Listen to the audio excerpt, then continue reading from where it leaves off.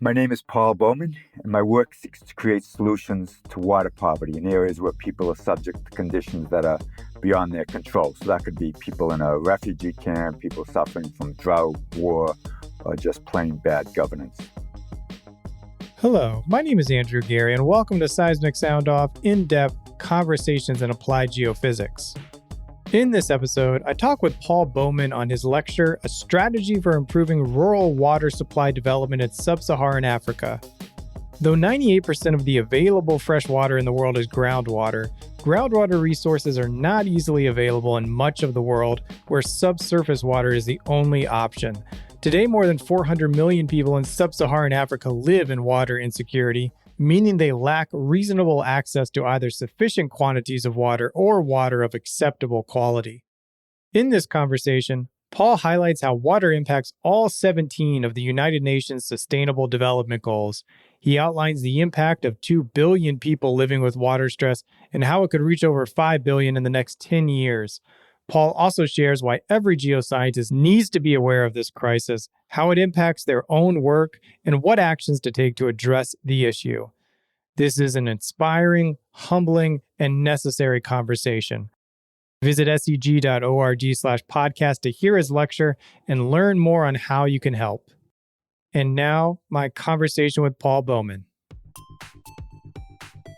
Well, it's an honor to speak with you for the third time for the SEG podcast. And you're the upcoming inaugural lecturer for the Global Sustainability Lecture sponsored by Baker Hughes. And the series presents current SEG initiatives that directly connect to achieving the UN Sustainable Development Goals, specifically the humanitarian work that's achieved by the Geoscientists Without Borders program.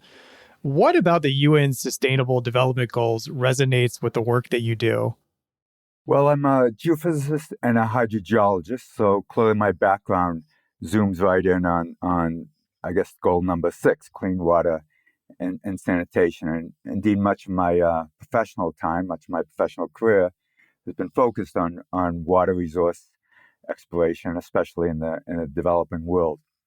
And even though water is really just zoomed in on Sustainable Development Goal number 6. In fact, I would say that it's part of all 17 of the Sustainable Development Goals. So, for instance, of course, lack of water and poverty are tied together. Lack of water and food stress is tied together. So that relates to hunger, to health, to education. Women often carry much of the burden in terms of water gathering, water use, water poverty. So gender equality, responsible consumption, climate action, of course, life below water. So I would say water is the foundation.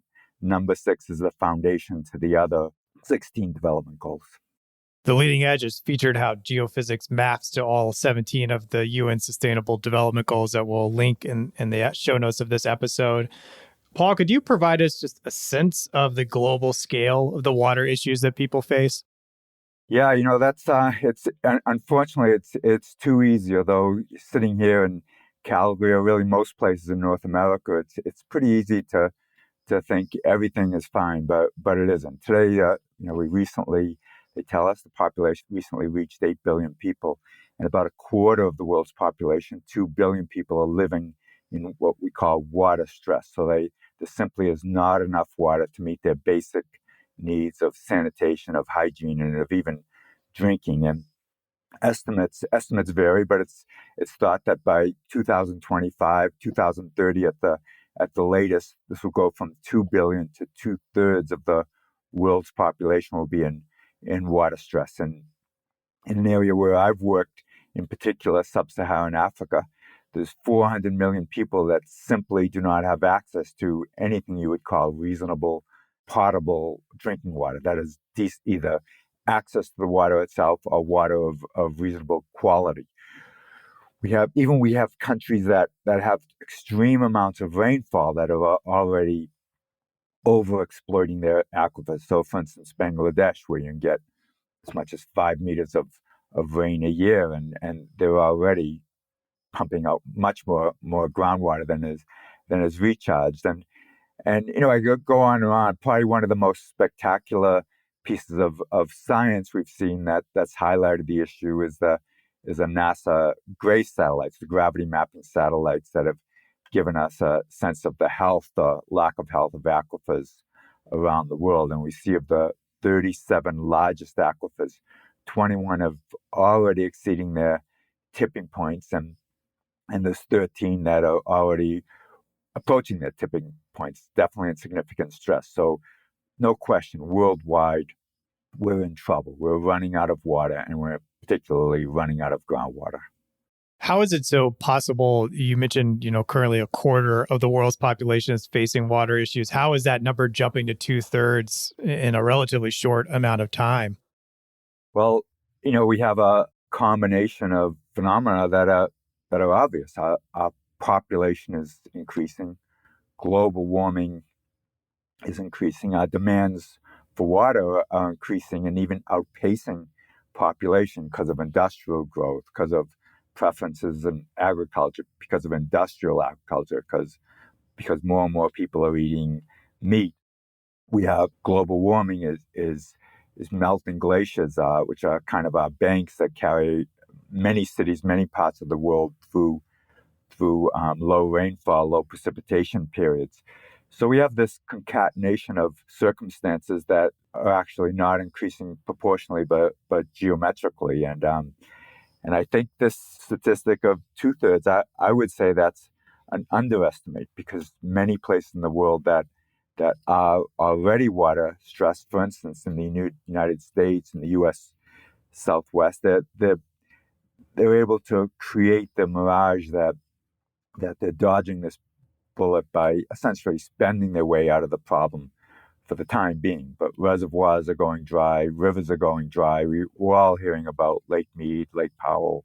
And so yeah, this estimate of 2/3 of the world's population being water stressed by 2025, just a few years from now, or perhaps 2030, I think is very realistic. You mentioned how there's 400 million people in sub-Saharan Africa living with water shortage, water insecurity. Could you paint a little picture about what that means for those people living there, of what their daily lives are like because of the lack of quality water?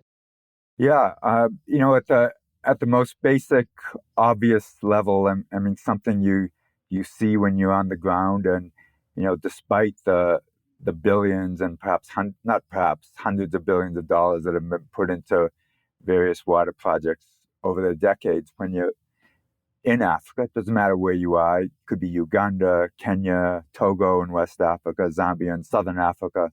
What do you see? You see barefoot children, mostly young girls, walking kilometers, maybe many kilometers, with filthy jerry cans to water sources, sometimes boxed in springs, sometimes surface water sources of dubious quality, and then walking back home. And that picture hasn't changed very, very much over the decades.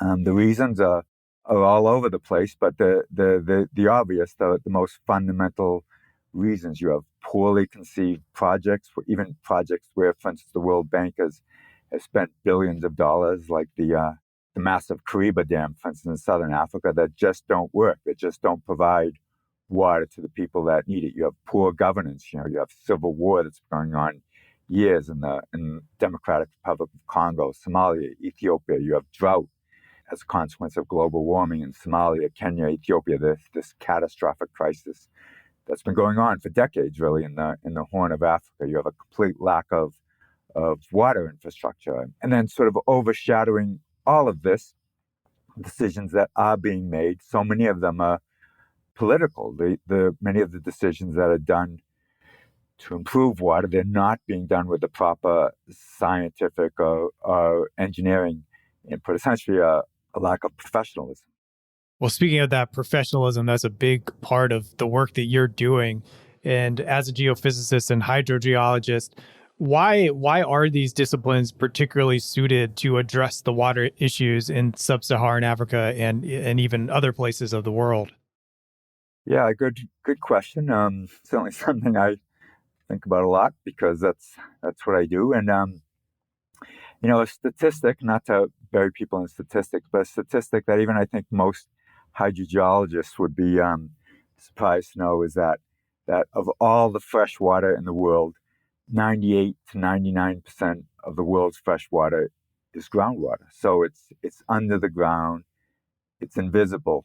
So how are you going to find it? Well, geophysics, it's a great tool, and it's often the only tool. I mean, the only other tool you're left with is drilling. So geophysics is really the only way you can cost effectively explore for this hidden resource.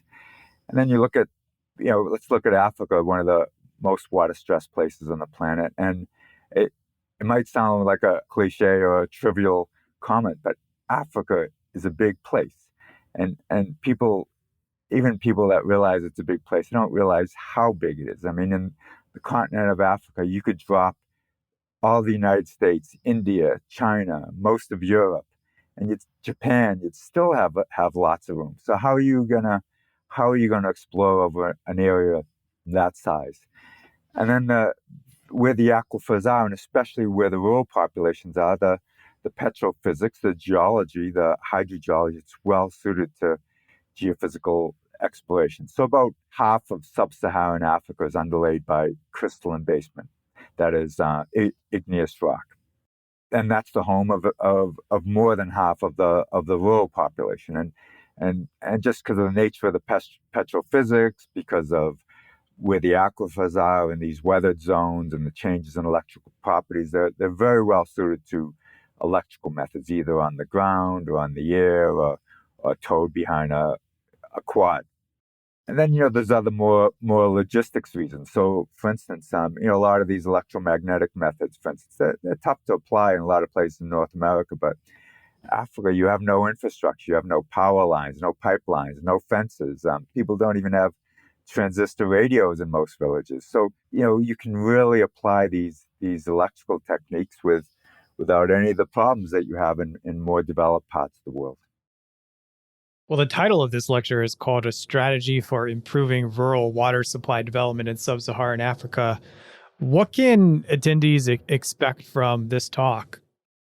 Yeah, well, I'm going to first lay out the sequence, how some of the projects I've worked on have proceeded, the specifics, problems, the specific issues, geological, technical, logistical, that I've encountered. I've done similar talks to this before, but then I'm also going to lay out is a way forward, solutions, things we can do better, both at a grassroots technical level, at a petrophysical level, at a governance level, at a planning logistic level, and kind of step back and recognizing that these problems are severe, significant.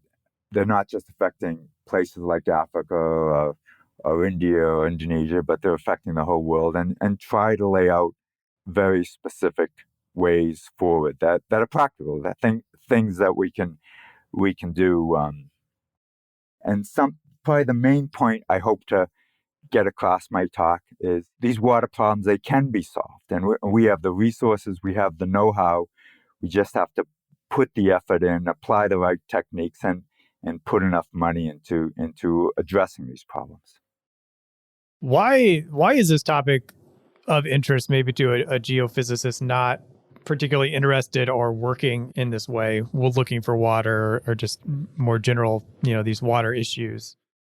Well, first of all, of course, water issues, whether it's consciously or subconsciously, they're issues that affect all of us, whether it's through paying your utility bill, being subject to watering restrictions of your lawn, or being subject to food prices going up because California is suffering a drought, and the price of lettuce is going through the roof, which is the case right now in Canada. A head of lettuce can cost as much as $15.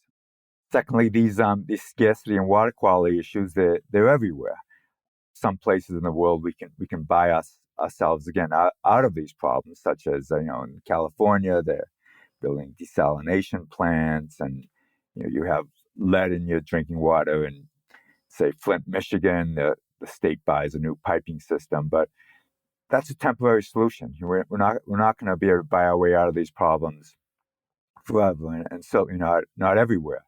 And then if you're a nurse scientist working on other aspects of earth sciences, whether, for instance, if it's resource exploration, whether it's oil and gas or mining, or you work in geothermal or even renewables, solar, hydroelectric, water, and usually groundwater is a big part of the equation. And you're going to find yourself in competition with other energy projects, with farming, with local water users.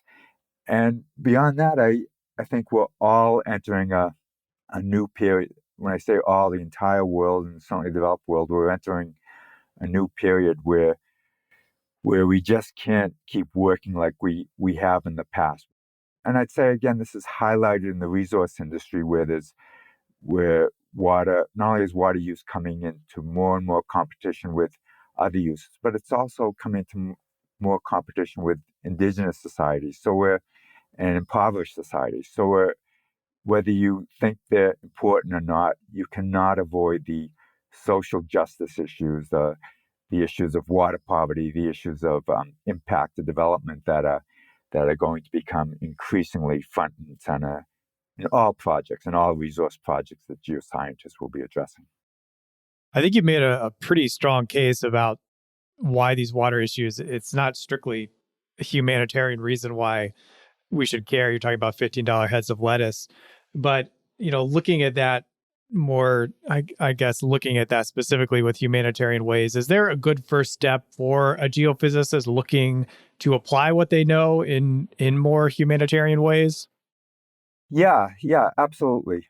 If it's whether it's young people coming out of school or people that are well along in their careers, they can really try to focus on what skills they have that would be relevant, whether it's hydrogeology or GIS or data science, skills that really do have specific needs, and then try to find an NGO or an international agency or a government body that can make use of those skills and develop the networks and find the opportunity. And there are of course, online, everything's possible. Probably the single website I'd say to look to first as a resource would be it's called Relief Web. It's run by OCHA, OCHA, and I think it's the Office for Communication Humanitarian Agencies.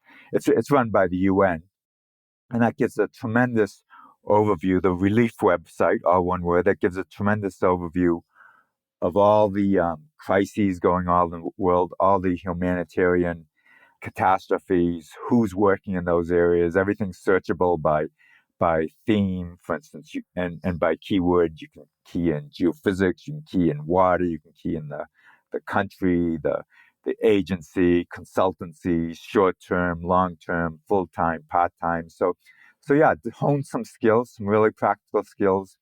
Get online, find the fit, make the networks, put some emails out, and follow up.